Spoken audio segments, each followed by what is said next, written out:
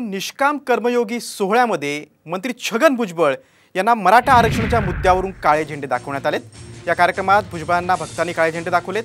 मराठा आरक्षणाच्या मुद्द्यावरून हा सगळा प्रकार घडलाय।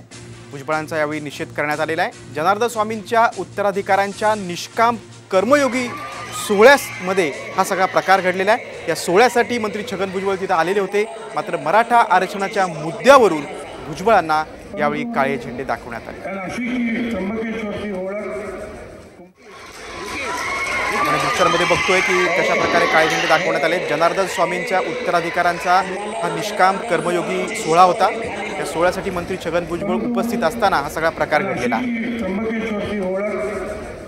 आज जरांगेच्या बीडमधल्या सभेतून देखील भुजबळांवर निशाणा साधण्यात आला होता। तर इकडे नाशिकमध्ये छगन भुजबळांना मराठा आरक्षणाच्या मुद्द्यावरून त्याचा निषेध करून त्यांना काळे झेंडे दाखवण्यात आले।